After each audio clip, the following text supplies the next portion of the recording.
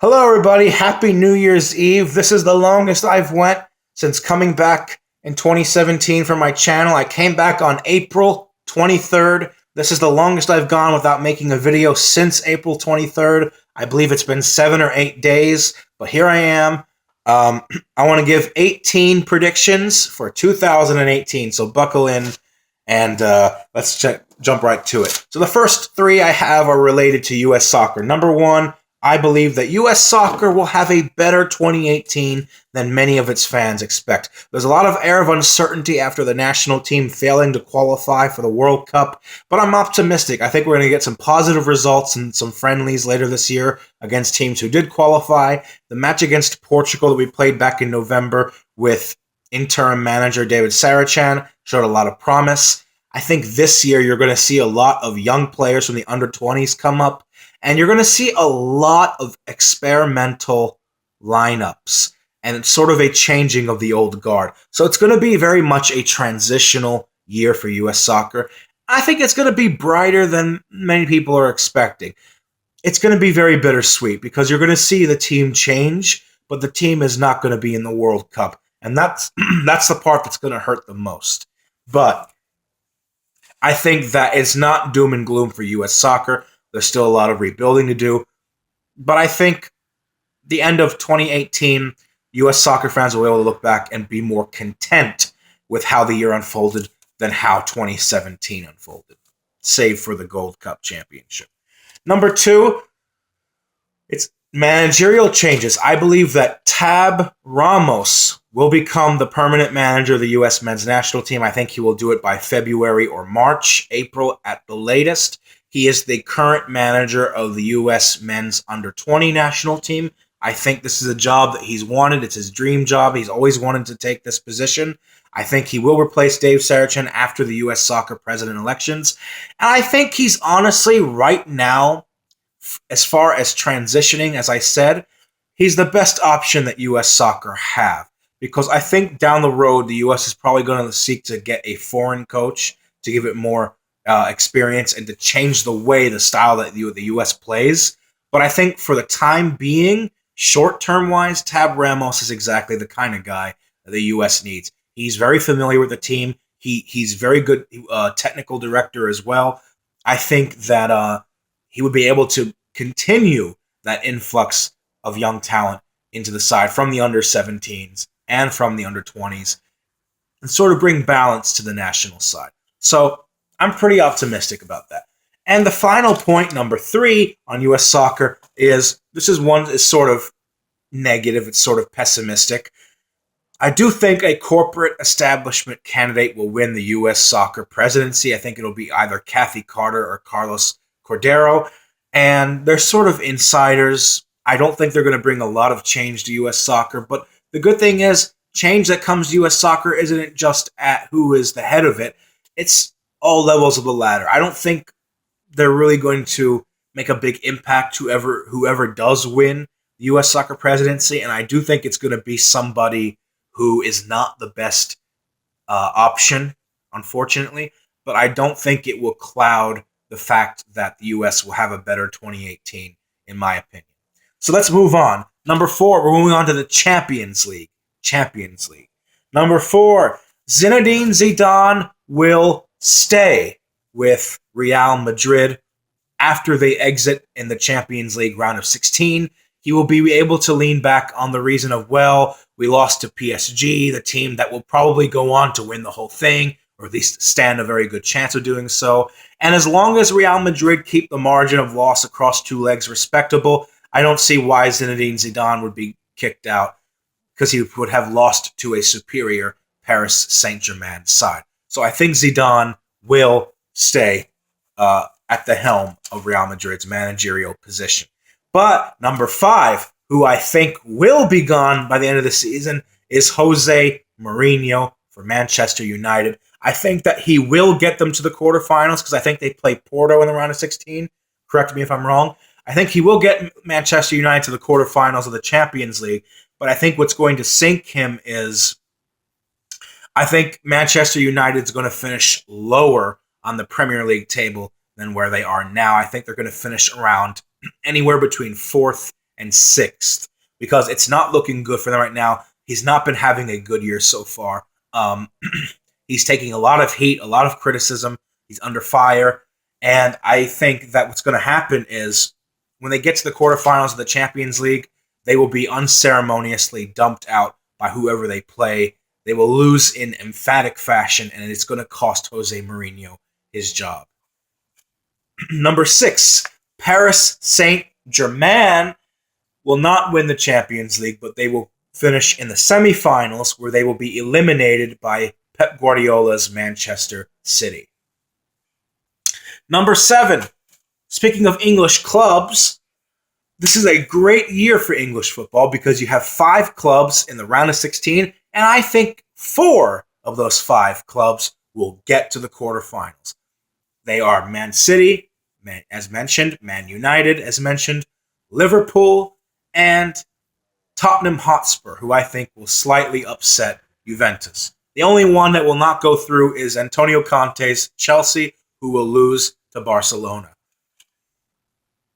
Number 8, Manchester City will win the Premier League, but they will not win it undefeated because I think as it becomes more and more clear that they will win the Premier League, they're going to shift focus to the UEFA Champions League, and it'll cost them a little bit. They will slip up in the Premier League. I do think they will finish the season with 1 or 2 losses. They are undefeated at the moment, but I do think they're going to get a couple of losses by the end because I think that by the time they already wrap that up, they're going to focus on the Champions League, in which I predict that Man City will get to the final, but they will not win. Which leads me to number 9, Barcelona. Ernesto Valverde's men will defeat Manchester City in the Champions League final. That's just what I think is going to happen. So let's move on now. We are halfway through. That's 9 predictions. Let's move on to number 10. We're going into the World Cup. I saved the second half for the World Cup, from 10 through 18. Number 10. Panama or South Korea will be the worst performing side in the entire tournament. I predict that one or both of them will finish with 0 points, or maybe 1 point and a very bad goal difference. One of Panama or South Korea will be the worst performing team in the tournament. Number 11, Russia, the host nation, will suffer a great scare in the build-up to the tournament when there is rumors of one or a few stadiums that are not fully finished or some infrastructure problems. But it'll all be wrapped up in the end, and I think it'll just be all for naught. I think it'll be a good tournament. It'll be safe. The stadiums will be able to be at max capacity for crowd sizes, but there will be a slight scare about a month or so before the World Cup about Russia maybe not being ready to host it, but they will host it just fine, just like South Africa hosted it just fine, just like Brazil hosted it fine. Speaking of the host nation, number 12, Russia will avoid the same fate as South Africa in 2010, and they will advance past their group, maybe even winning it, because they are in a very lenient, fair group. Certainly, by far, not one of the toughest groups that they could have drawn. But Russia will be going to the round of 16. What do we have next? Number 13. Asia will have a better World Cup this time around. 2014, all 4 of their representatives crashed out in the group stages, bottom of their groups. This time, I think Asia is sending 2. They are sending 2 teams to the round of 16, and I think those 2 teams will be Japan and Australia. And I think one of them will get to the quarterfinals. I don't know which one, but one of them will get to the quarterfinals. I think Iran will come closer to advancing than people think. They're in a tough group with Spain, Portugal, and Morocco. I don't think they'll come through, but I think they're going to put in a really, really strong performance. But it'll be Japan and Australia from Asia who come through their groups. Number 14, we're getting an African team in the quarterfinals. On average, we get an African team reaching the quarterfinals around every 8 years.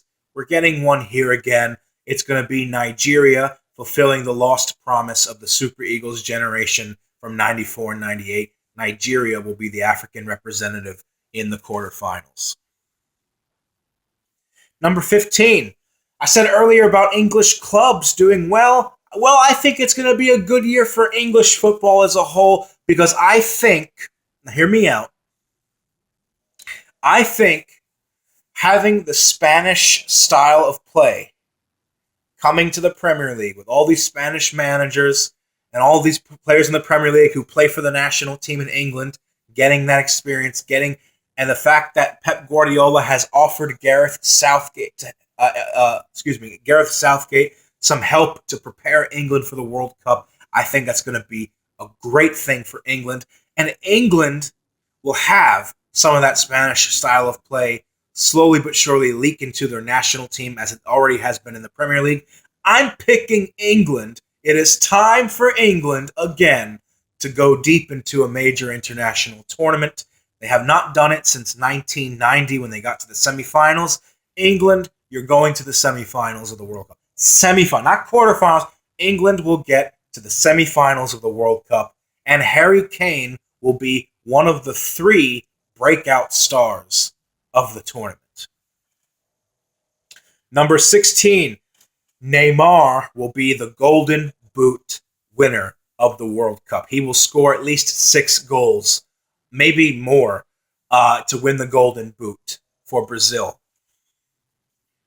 Number 17, every World Cup has a few breakout stars, as I mentioned just a second ago, who a lot of clubs, they look at the World Cup, they get a lot of offers once the World Cup is over. We saw James Rodriguez was the big one in the last tournament. Thomas Muller before him in 2010. The 3 strongest candidates, in my opinion, for breakout star in the World Cup for 2018, I have Irving Chucky Lozano from Mexico, Harry Kane from England, and Mohamed Salah from Egypt, who I think by the end of the World Cup, if he heads there fit and not injured, I know he suffered a knock the other day, so I'm praying to God that he goes there fully fit. I think he will get, by the end of that World Cup, I think he will get an offer either from the Bundesliga or La Liga. But those are my 3 choices: Mohamed Salah, Harry Kane, and Irving Chucky Lozano from Mexico. And number 18, my predictions for 2018, I think Germany will become the first national team in over 50 years to successfully retain the World Cup trophy. I think Germany can do it. World Cup winners, curse be damned. Confederations Cup, curse be damned.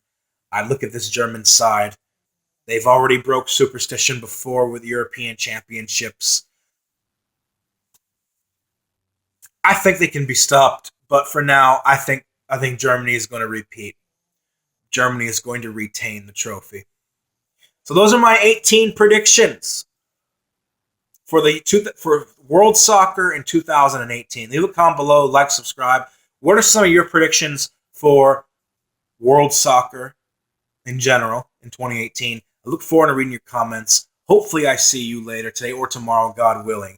Until then, have a good one. Much love and peace out.